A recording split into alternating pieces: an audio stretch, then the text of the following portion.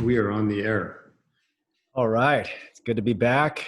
Howard, good to see you. Welcome Good to to see the you, Howard and John. Yeah. Good welcome morning, everybody. afternoon. Yeah. Afternoon now. Yeah, this is Yeah, like here we our are. fourth, fifth, maybe seventh time Yeah, we've had trying to some record technical this thing. problems. Technical, spatial, actually definitely technical, but we won't bore you with the details Yeah. because today at the Howard and John show, we are going to talk about Relationships. relationships, Romantic relationships. not friendships. Correct. Oh, Nor but romantic relationships don't preclude friendships. No, of course not. And some of the best romantic relationships are friendships. But Yes. just to be clear, we are going to be talking about romantic relationships. And Yeah. so when you think about these types of relationships, Howard, what comes to mind? And we've had time, obviously, more time than we usually do, Yeah. to think about this. What comes to your brain? So, I knew you were going to ask me this question. And Yeah. I think that for me, I wonder, okay, so I'm 55. I'm 55 and I'm completely honest. I've never had children. I've never been married. I can't have children at this point. I had a vasectomy. The big V. The big V. And that has made it useless for me to have a sex life in the great scheme of evolution. Right. So, but I've noticed that my sex drive is still there. I had this vasectomy 5 years ago. My sex drive hasn't changed at all. Yet I'm, I'm sort of useless on the planet, So why is it that Your boys can't swim? Why is it that the boys are not even there? Why is it that still persists in me? Why do I still have a sex drive? Why do I still have the desire to, have sex? I think that's a very different show, Howard. I think we're talking about not necessarily your sex drive. That's what occurred to me when you brought that up. When you asked me the question, so it is sex. It is about sex. Yes. It is about like at 55. Yeah. Over 40. Most men over 40. Most men under 40 don't have vasectomies. True. I don't know if that's true or not. It might be. I would imagine that they tend to wait till after 40. So just to give everybody context, I'm married. I jumped right into that, didn't I? Well, we both did. I Okay. took us there and then we went, but let me just back up real quick. And Howard obviously just outlined where he is.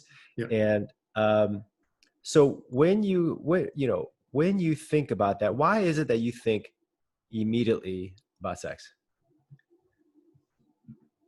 Because I don't have, I have a partner. I'm in a romantic relationship, but we don't have a child, and we're not married. We're not married. We don't have a child, and we don't have any plans of getting married or having a child. And so really, and we're in this sort of pandemic situation where we don't really get to see each other very much, and there's nothing to do when we see each other except have sex. There's no restaurants open. There's no travel. Americans aren't allowed to go anywhere anymore.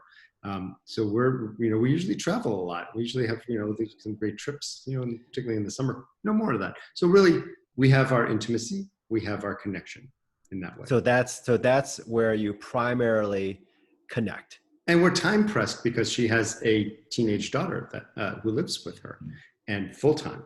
And that also is, makes our time together limited. So when we do see each other, we are more physical. So what's the relationship like then? What is, I think we can go into eventually how you guys met, but where you are now, having physical intimacy, obviously plays a big role right now because you can't really do that much anyways. And it sounds like Kelly is a busy person. Yeah. What is the relationship like? How would you describe it? I would say that the relationship is it is a relationship where we Kelly and I we're not like a normal couple where we see each other all the time. So, and it kind of, I think it kind of works, um, at times I would prepare to have more time together, but that isn't really what, that's not in the cards right now. So our relationship is really about the things that we do have in common. We share, I think we're both super attracted to each other. I think that we both have some interests in fitness and in food and in general well-being, and that's really our relationship. That it centers around that. Centers around catching up and discussing what we're doing throughout the day, and so not unlike a lot of relationships where you really but we don't talk politics that much. We don't talk about religion. We don't get deep. It's not that kind of a relationship. Do you like that? Are you glad about that? It sounds like tell me, do you like that? Yeah, I like that because I can have great political conversations with friends who I have political conversations with, and I can have great deep spiritual conversations with you. That's something that you're really good at. I love talking about that stuff. I love talking about you too. Yeah, and but something, I don't want to have sex with you. I don't want to compartmental. I can compartmentalize my life a little bit like that. Yeah. I don't see you in that way. So I don't, for the same reason, I don't really see you don't think Kelly. I'm beautiful? You don't think I'm beautiful? You are beautiful. You're beautiful. But but maybe I've never tried to have sex with you. So maybe so interest of science. No. So then, have you always felt that way about it? Have you always felt happy and glad about that?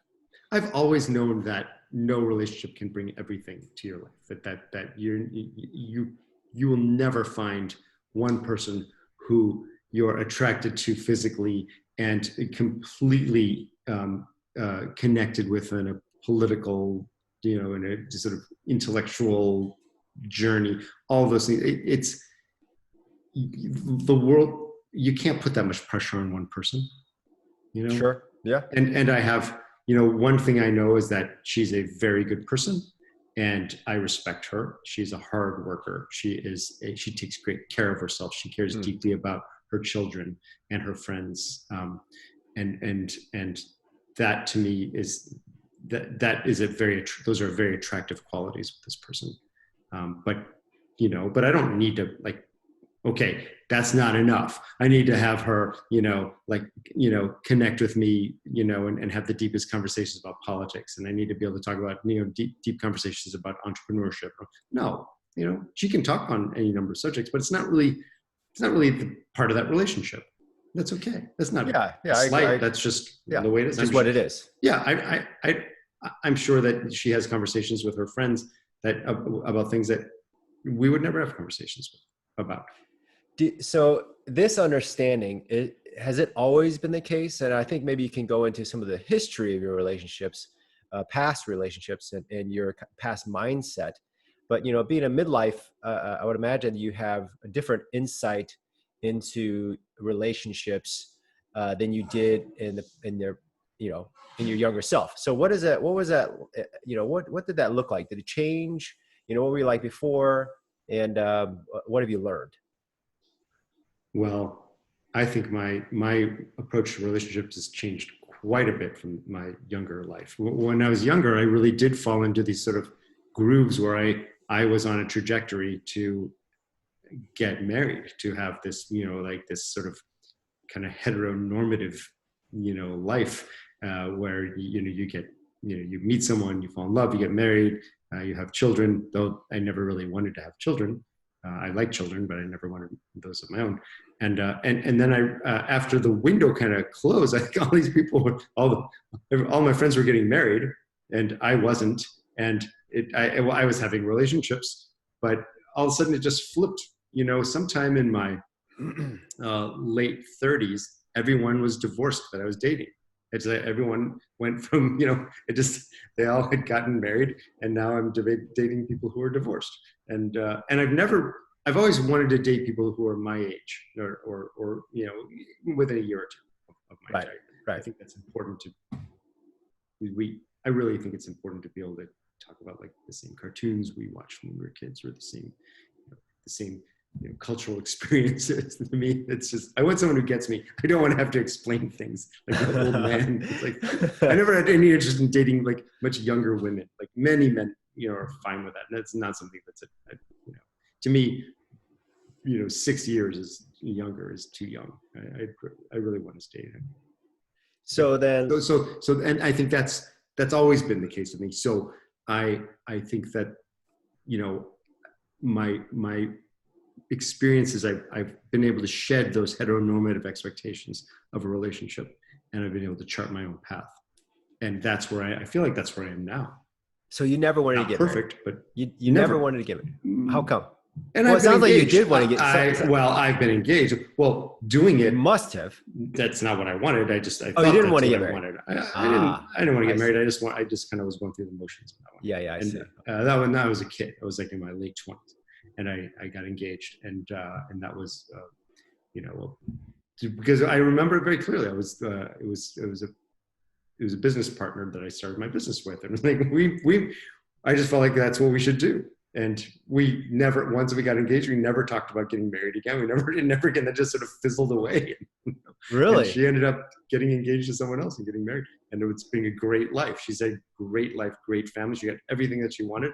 And I'm so happy for her, and so happy that it worked out. But for me, I never regretted not going down that path. So why didn't you ever want to go down a path? I'm not saying that, you should feel that way. But just wondering what do you think was driving or is driving that?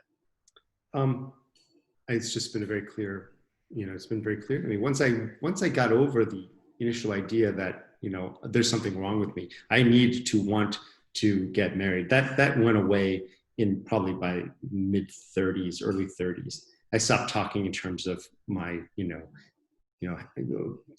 creating my own family, thinking in those ways, because it never really felt comfortable. And then I just, it looks, the way it looks is I have a connection with one other person, and as long as that connection is positive and satisfying, then, and mutually beneficial, then we do that, we have that. So then, after that engagement, then how did that? What happened to you? To you after that? How did you change and learn and grow? I didn't really date after that very much. I just sort of threw myself into my business. I had a business to run, and that was my relationship. And I had, if I would need to be a father figure, I had, 100 baristas to mentor. And I seriously, I really, yeah. It's not that I don't like other people or I don't like young people. I just, that I was completely content running my business, but there was something missing, and then I started online dating.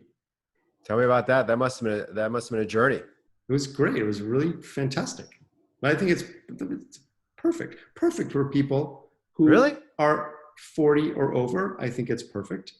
You really think so? Because most people think it's terrible. No, I think people want to say, it's popular to say it's terrible, but it's actually pretty great. Because what's the alternative? The alternative is that you go out on one date every 2 months based on your your friendship group and who they're willing to set you up with. And then you got to extricate yourself from this situation, because you're going to now not only insult the person that you don't want to date, you insult all the friends that connected you, and now you're going to run into this, whereas I can control, if I go on, match.com, which I did, and I thought it was great. I met all kinds of great people. I thought it was great because I can communicate a little bit with them, and I can find out a little bit who they are. And if I want to, I can meet them, or they can meet me. And, and it seemed very democratic. And I think it's the best. I think it's the best application of technology in interpersonal relationships ever. Better than anything. Better than Better even. than Facebook. Oh yeah, Facebook's bad. Facebook's terrible. Yeah, no, I think Okay, Match is a good thing. so what's been your best date and your actually let's just go into the what's been your worst date? Oh yeah, my worst date. Yeah, That's fun.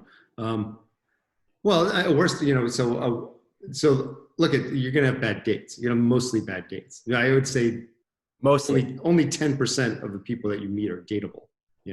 And so and even when you kind of filter through online, you see their profile pics, you maybe chat a little bit, you read the profile. Still, you don't know you don't know if they're gonna be the way that you expect them to, whether it's physically or interpersonally. I don't think that you got to meet the person to find out who they are. So I had one experience where I met this woman at this little wine bar locally, and it was in the afternoon. It was like 4 PM, and we met, and I immediately knew this was not going to work. I immediately. Why? How did you know? Physically, I just was not attracted. Oh, you weren't attracted. Okay. You got to be attracted. Baseline got to be, and anyone who says that's not true is lying. You got to have that. So, and there was nothing wrong with her. I just wasn't attracted. So she, not right for me. She came in, sat down, and was like, okay, I am going to listen and talk and try to, have a nice drink, one drink. But then as soon as I finished my drink, the skies opened up and this torrential rainstorm occurred. Oh. And you couldn't leave. It would be awkward to leave during a rainstorm like that. I'd be like, hey, well, I really gotta go. Like, I would literally rather get hit by a falling tree in a windstorm than sit and have another glass of wine with you. Yeah. But so what happened? I stayed, and it was a pretty bad date. It was a pretty bad. It was. Date. Because so what happened? I'm sure I was preoccupied, not paying attention. I was really starting to think, okay, I really want to go. I didn't have a connection. Got it. Nothing wrong with this person. Got it. So I just didn't want to. Well, it wasn't just physical. There was no connection. Got it. But we're stuck in this space. We're stuck. Okay. So from all these dates, how many dates do you think you've gone on? How many dates did I go on? How many dates have you gone on, period? Like I'm sure over 100 dates in my online dating life over a course of 15 years. Yeah. I had some significant relationships within that time, a few years at a time. But yeah. So then what do you hundreds? At least 100. I didn't count. And what was your takeaway? What were some things you actually you gleaned from those hundreds of experiences? I think most people are genuinely looking for something real. So they're not there just to hook up, or they're actually looking for a real relationship. I think so. I think people that are over 40 are looking for something real, and I think that there's I think also that people over 40 have, what I did notice that I don't remember this when I was in my 20s dating, in college or grad school. People are much more rigid when they get to 40 or older. What do you mean by that? They know what they want. They know what they know what they don't want. People are me too. I'm not immune to that. And we have we tie people into these groups. Like we say, okay, well, you're a type, this is what you're like. Okay, I got you figured out. No, and that's kind of dangerous, but it's also kind of helpful because there's some truth to it. If there are certain types of people, and there are conservative people, there are liberal people, there are religious people, there are secular people, and people are these types. And as I've gotten older, and as I've dated older women, I've noticed that that's something that's a thread that carries through. People make these judgments, and it's something I've noticed. It's different. Whereas I was curious about everyone when I was in my early 20s. Now I'm like, no, I know what you're all about. No, and it's probably a bad thing, but I think it's mostly served me well. Generally, if I should trust my gut. So so one is, in the relationships that you've gotten into, since you really started dating online, what have they been like, and what have you been like? I think that most women want someone who's going to be more of a partner. Kelly brought this up recently. She said that when we first started dating, she wanted me to be a partner. What does that mean? Well, as opposed to a relationship. She draws a distinction between partner and relationship. Like partner would be someone who would be like the way I took that is like someone who's more of a co-parent. She has a young teen daughter.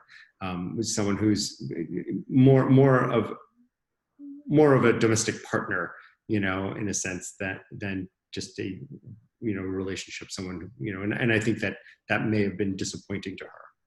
Got it. So she wanted somebody that actually that was in it with her, in the foxhole, committed and really trying to another pair of hands to help with her busy life. Got it. And I mean, it's not that I'm not that person at all. It's not really something that. Another thing is that I don't necessarily think that that's really. Her daughter has a father who's involved. There are, and so I'm not going to replace dad. And I don't want to. And he's a fine man, and I don't have any. I don't have a need to be a father figure to a kid. So it puts me in this sort of difficult place where I don't really know what is expected of me, because it's like, even if I were to step up and say, I'm going to be a partner and not just be in a relationship, I'll be that. What does that look like?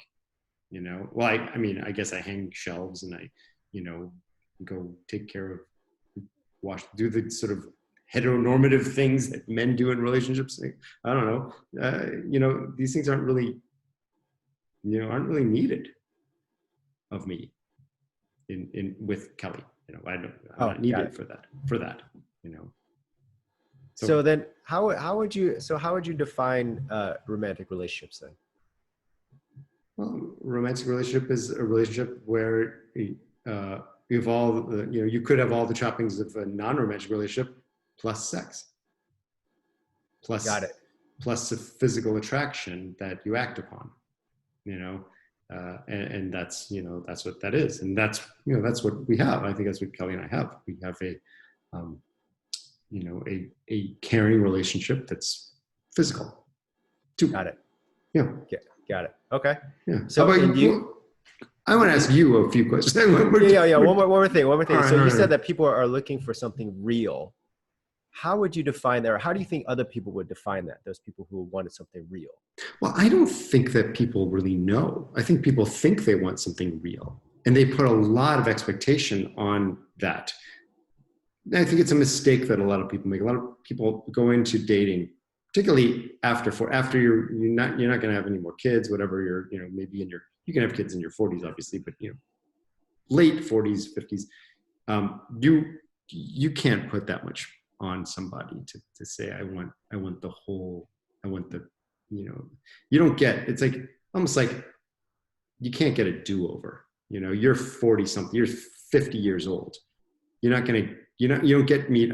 If you think that I'm going to be able to turn the clock back and make you into a 25-year-old and give you that life again, because maybe you weren't happy with your marriage or marriages, or I can't do that. I can give you myself today and forward, but I can't, I can't build, I'm not going to build a full household from the ground up with you at 50 something years old. It doesn't sound like you want to be a surrogate parent or no, something like that. No, it doesn't mean that I don't want to participate, but I want to be authentic. And I'm not going to discipline someone's kid. I'm not going to do that. Yeah, that'd be tough. No, but that's, That's what people want. I don't know. I mean, that's, I don't know if they want me to, I think they would say, I don't want you to discipline my kid, but then, why don't you let them do that? And it's like, well, I mean, I guess my point is what I said earlier is people don't know what they want. They put a lot on that when really what they might be benefit from is is really understanding what the limitations and opportunities are from a relationship, in midlife. Got And it. that has to do with the ability to compartmentalize a little bit, the ability to take some space, the ability to respect your individual interests and let you pursue those things, and then connect. Because I don't have the insecurities that I had when I was in my 20s. When I'm not with my partner, I'm not pining away. I miss Kelly when I don't see her, particularly for a long time, a few days. But am I, like heartbroken and rolling on the floor? No. But when in my 20s, if I didn't see my girlfriend in college for all day, I'd feel like I'd have this feeling of jealousy and insecurity and all these, all this stuff, because I didn't know where to put that. But now Sure. I'm good, I'm good with all that. And Kelly's good with all that too. So, when we're together because we want to be together. Got it. Yeah. Yeah. I mean, you've been married for 10 years. Yeah, almost. And you have a young baby. You have 2 young children. One of them is a baby. Yes. And, right. Oh yeah. And so, Pierce is, 2. Oh no, he's a little over 1 right now. Little over 1. Okay. Yeah. He's napping right now. Yeah. So you're in the midst of it. So you kind of waited a little while. Yeah. So you're how does, and you've been with the same person for 10 years. Yeah. How do you navigate that? How do you know, okay, you've been 10 years. Have you met Rachel's expectations? I have no idea. I mean, I would assume What do you think? so. I think that expectations, She had an idea what her life would be like 10 years ago. Oh yeah, but I think that she would say it's different in a better way. So 10 years ago, her expectation would have been very different. I think that she would say, and she has said, that it's better now than it was then. Yeah. So overall, I'm sure that there are other things that haven't been met, but what was the learning curve? It's on the relationship, because relationship is something that relationship's not unlike a program that you might subscribe to, definitely not a tool that you buy or something like that. There's a period of time where you got to figure out how it works.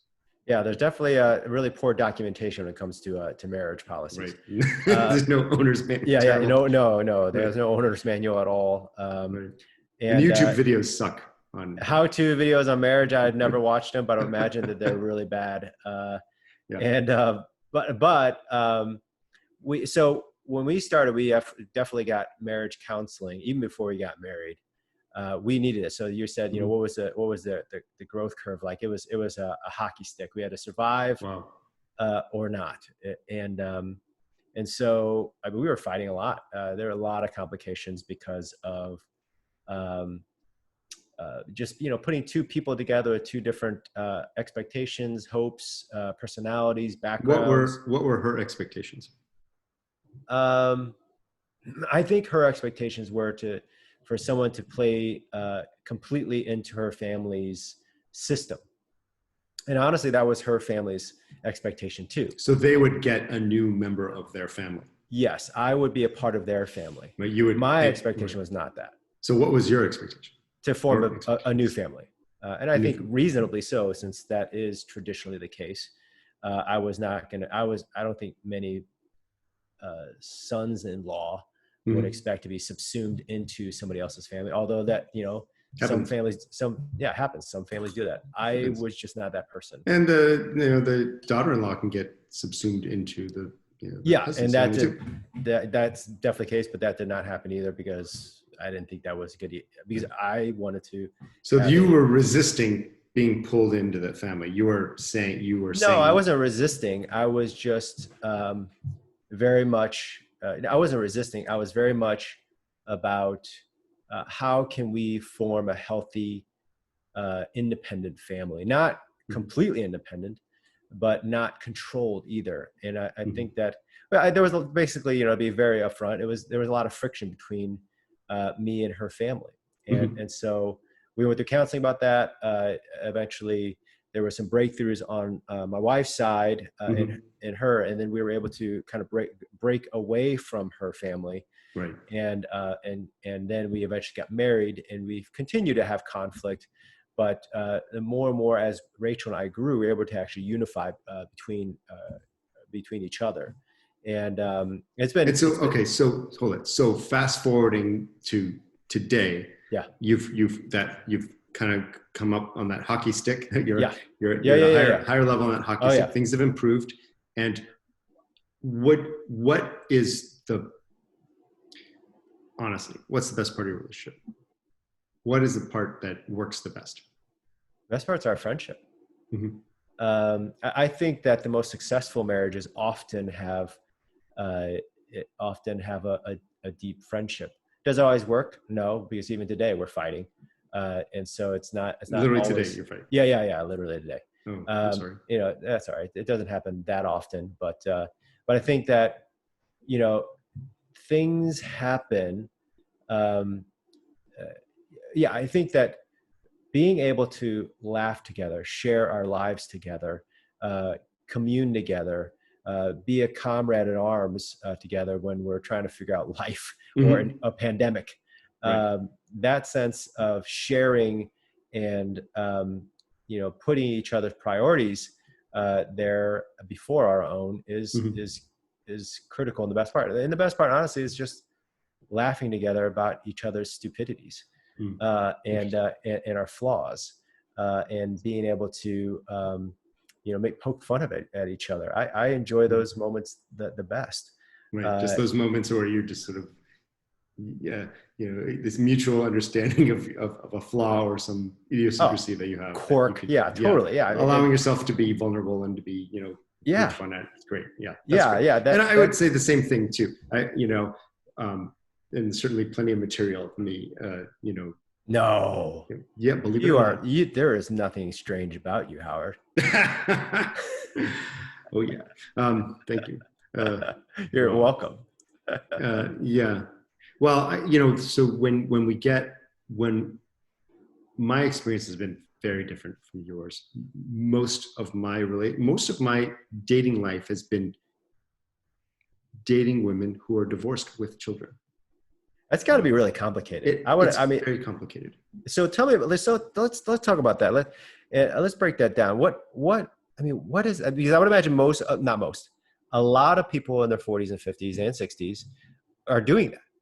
I think most are divorced. Most get divorced. So what is it like dating somebody who's divorced with kids? And how do you navigate that? I would imagine that there's got to be some minefields. We talked about that a little bit already, but what are some of the minefields? So many minefields, so many things to step in. So not just minefield, poop fields. Well, yeah, I'd rather step in poop than under mine, but sometimes you don't have a choice. Sometimes it's both. You at the beginning of the relationship, we always talk about the beginning. There's this magical time in a relationship when your term unicorns and rainbows and leprechauns and that's great. You're trying to impress that other person. It's a very insecure place. The very beginning of the relationship. It's a fun. You may look back on it and think, oh, this is a fun time. It's thrilling. And then it's like, why can't we go back to the time when it was magical? And it's like, it wasn't magical and fun. It was insecure, nerve-wracking. You always feel like you're going to lose this person. You always feel like you're one disagreement away from this thing exploding. And it's an insecure, volatile time that we tend to romanticize. And then we really always taking the bright side of things. Yeah. Then we really devalue. Then we go on to devalue the comfortable part because that seems boring. But that comfort, that ability to not to have to talk, sometimes it's really pleasant to just sit together and not have a deep conversation or any conversation at all. But that's not that doesn't make a great story. You know, it doesn't make a great story. And so, you know, when someone's like, well, what did you do last night? Well, my girlfriend and I sat around and we didn't do anything. We just stared at each other.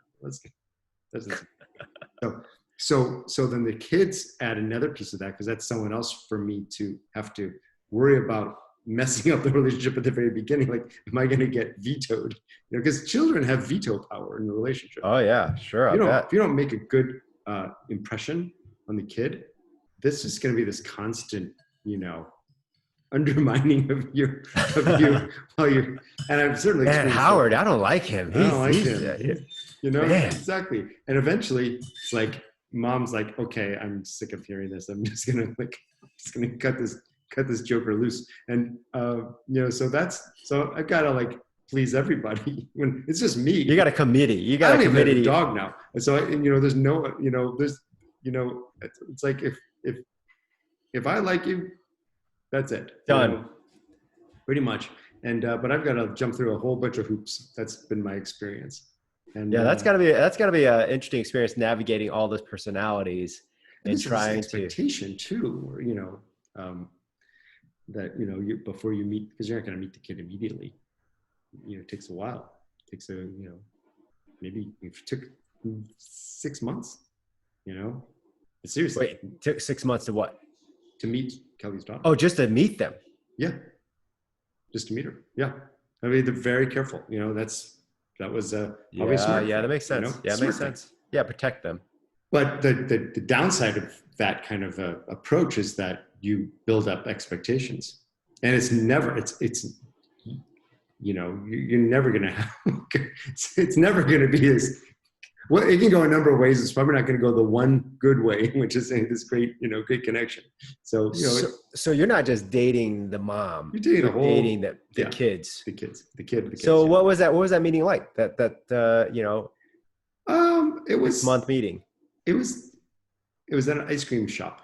Oh, that's a good start. Yeah, it was good. And I think there was a big build up, and then, you know, it was like real, you know, she was super shy, and, you know, probably couldn't wait to get out of there. And I probably was a complete disappointment because, you know, I don't know what's going on in the head of a 13-year-old girl, well, what to expect from someone that's dating her mother. And so, you know, it's a fine relationship, but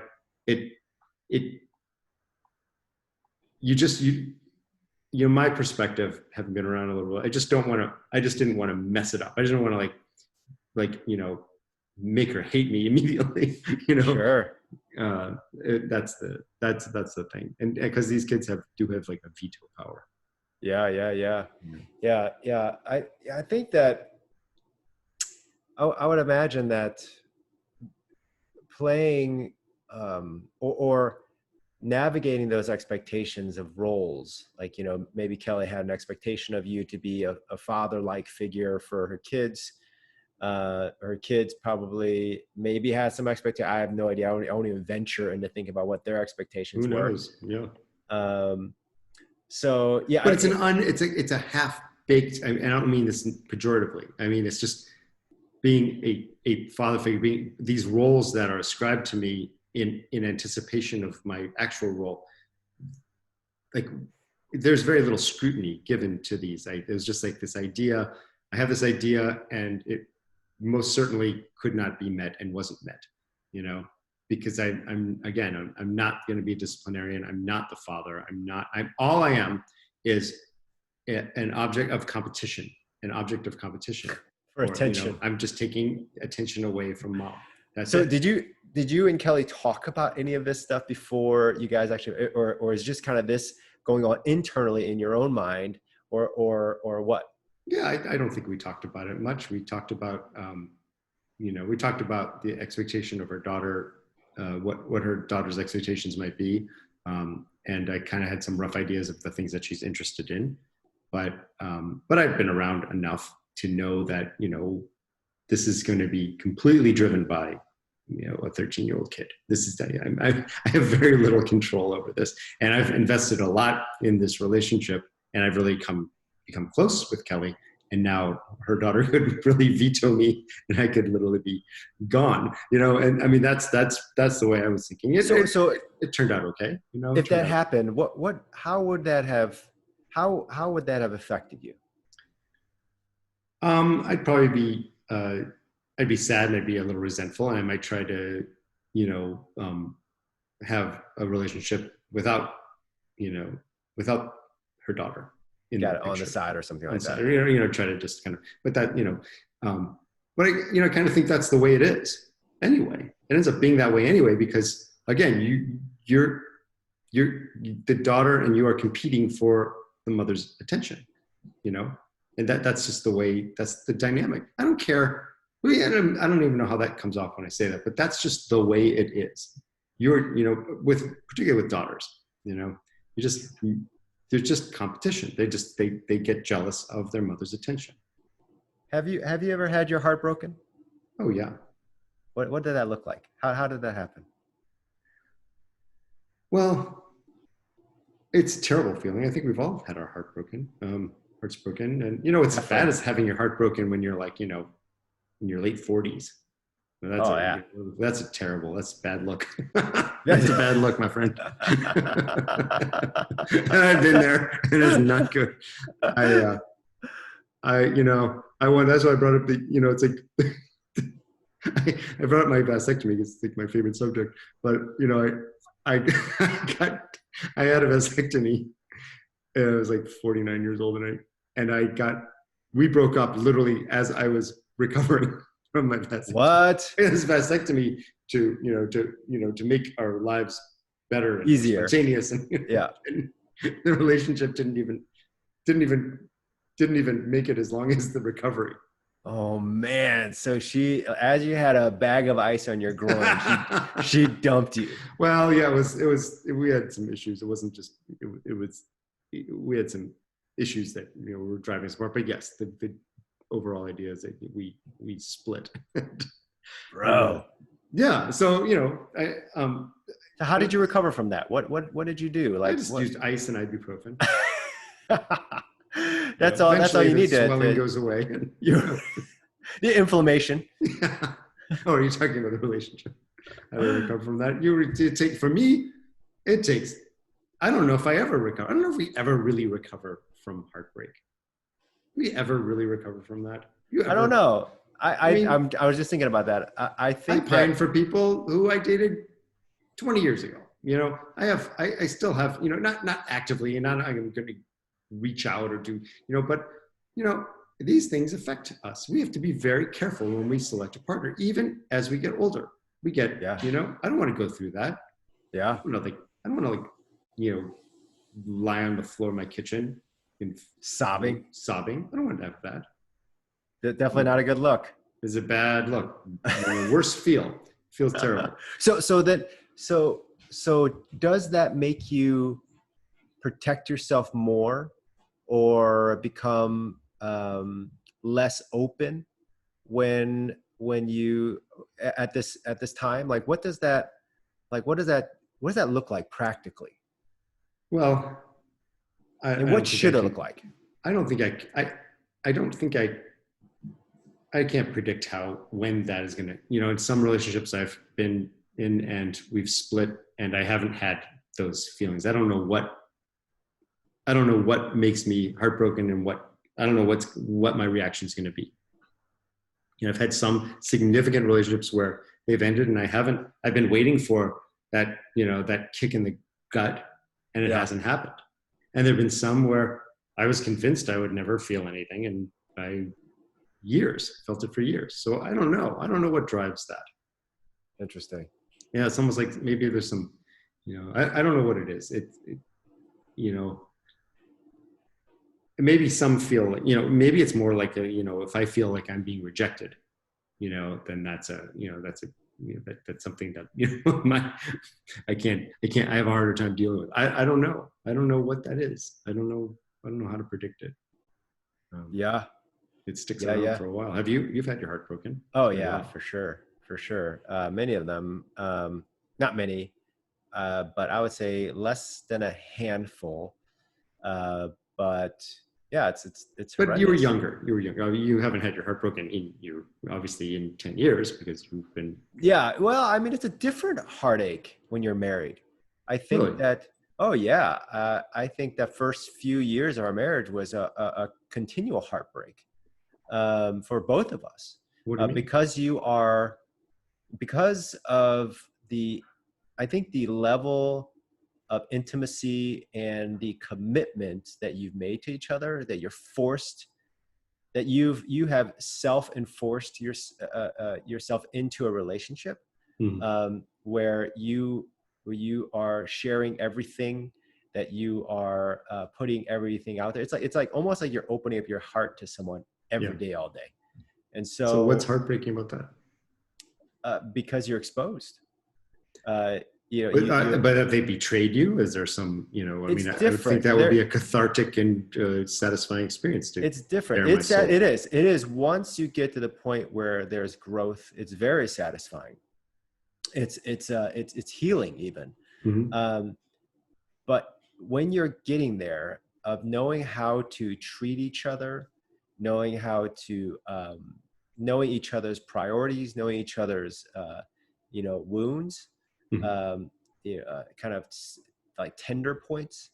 I mean, that's like, it's very difficult because you both come from such different backgrounds. And so when you using words or your tones Hmm. or your expectations that you have are different, and they collide, it is brutal. So it takes a while to calibrate your Oh, vocabulary and and some emotional people never do. vocabulary. Yes. Oh, absolutely. And some people never do because they either never fight, or they just think that they're supposed to appease the other person 100%. um, and and that just I don't think that's the best model to follow, because No. I think you have to have some conflict, or at least honest conversations, to really create something new. And I think that that's what a successful marriage can be. But it's awfully painful to get there, because you have to change, they have to change, you're And the growing. exit and the exit is always right there in our culture. Oh, Exiting is just it's so easy. oh, yeah. So And, easy. and yeah, it's so easy. And there, there have been times I've tried to leave, Mhm. Really? because, oh yeah, I definitely would, because yeah, I wrote a whole piece about this thing, um, because I did not want to be left. There was a time I was left when I was Mm. younger, and I never wanted to get that feeling of rejection like I did then. And So so, a oh, proactive, 100%. right? You're in control. You're gonna, if anyone's gonna end, you get the sense that this could end.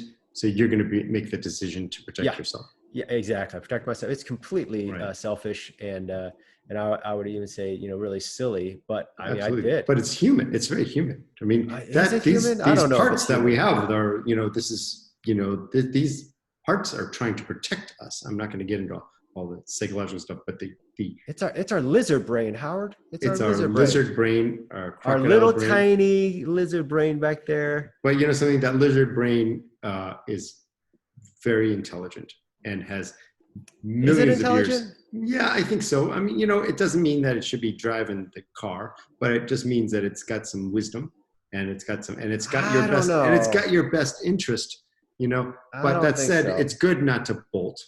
I'm glad you didn't listen, but that it's there. It's a tool. It's something that's there. So what do you do now, 10 years into this, 2 kids? What I is don't your do that what anymore. is right? What does your relationship look like? Like, what is it? Is it still as exciting and, or is it different? I would say it's exciting in a different way. It doesn't have the thrill like when we first dated. It was magical. There were unicorns and rainbows all over the place, and Oh, not were there leprechauns? there were leprechauns, and they had gold everywhere. Wow. Yeah, Spilling out of the little bucket. little uh, the cauldrons. Cauldron? What do you call those things? Yeah.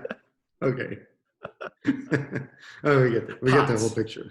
Um, Okay. so it It was great. And then things got started to get complicated with her family. They continued to be complicated. And then eventually we get engaged. They were still complicated.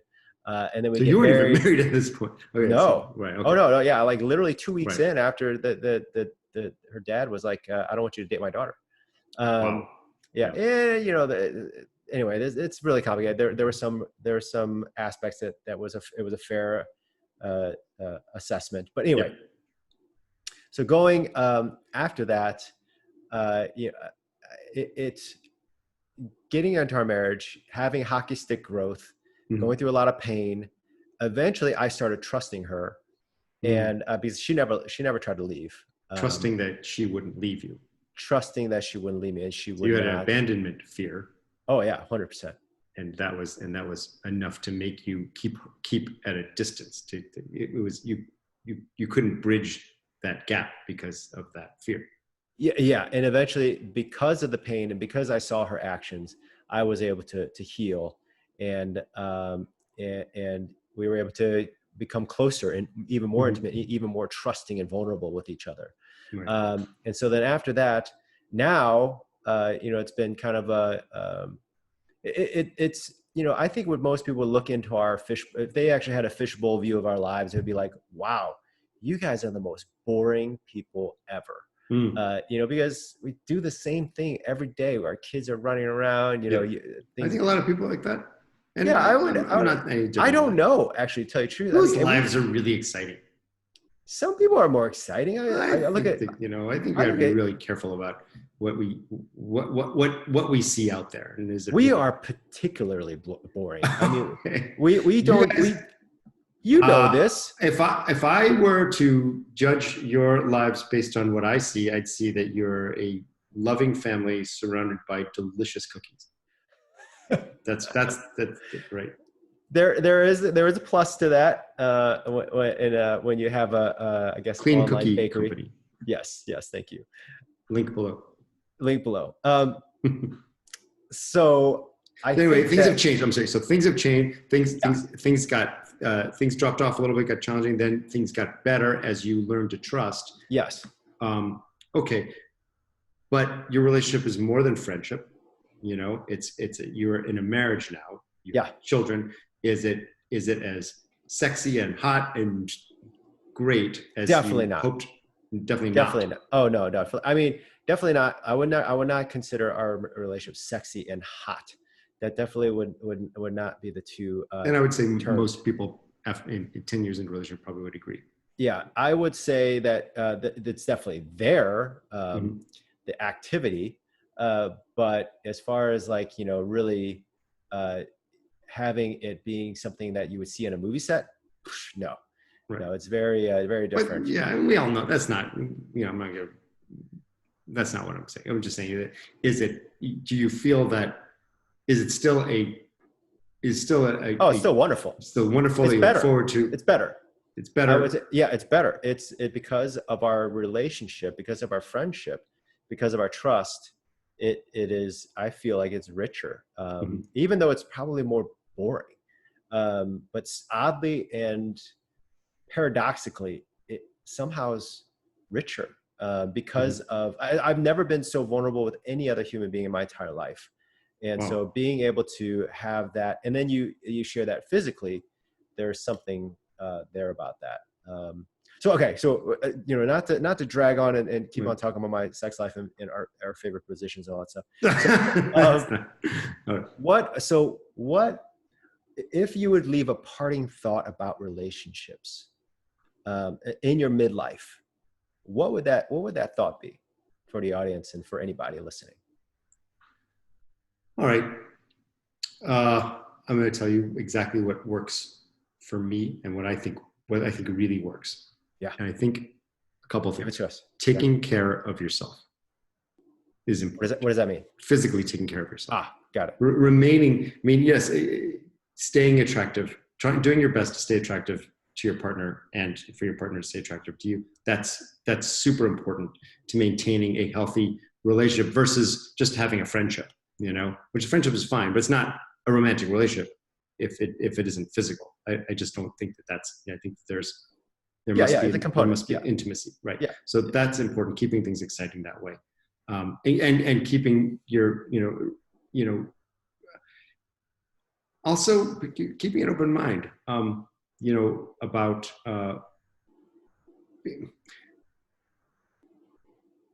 sometimes we get into a rut where we're just like we're not feeling like our partner is a physical person with physical needs, and it's easy to get in that rut where you're just not doing that. You're just in your routine, and if you can step back and push through that and initiate that romance in your life, I think that is going to bode well for your relationship. Hmm. That's I actually know that. Like a lot of times, if you want, I maybe I'm like overly sex focused or something right now, but I do think I think it's super important as we get older to maintain that, because I think there are very few things that people in their 50s, average person in their 50s, do that gives them a sort of an endorphin rush, Yeah, I can sure. see, so that's one thing you can do. That's an important piece. And if you eliminate that, what else do you have? That it's an important piece of a relationship. Cookies. Cookies are good. Great Ice cookies. cream. We combine them. Yeah. Yeah, that's true. Yeah. That is pretty, that's thrilling. I think edibles are good too. I know you do. I know. I like my edibles. And I think that really enhances the romantic relationship The quite a bit. physical intimacy. It really does. I think great. I've never tried it, but No. or any. So a couple things for me real quick to close it. Yeah. One is to push through the pain, to actually learn from it. Mm-hmm. So when we went through our worst times, to learn from the most difficult parts and the things we didn't like about ourselves, even my Mm-hmm. fear of rejection, I had to actually push through that. Yeah. That I think is one of the most valuable things that I've learned. And then two is, really being able to communicate well. I am not the best communicator. I will say that I am not great at that, meaning that I tend to communicate in a way that's too harsh. But learning how to actually express yourself in a way that is open and honest is an amazing thing to do with your partner. Right. So anyway, thank you, Howard. Thank you for your thoughts. Anything else you want to close with? No, just like and subscribe. Like and subscribe. We are here and we are listening. And we'll be back next week with more. Sounds good. All right. Talk to you. Bye. Yeah.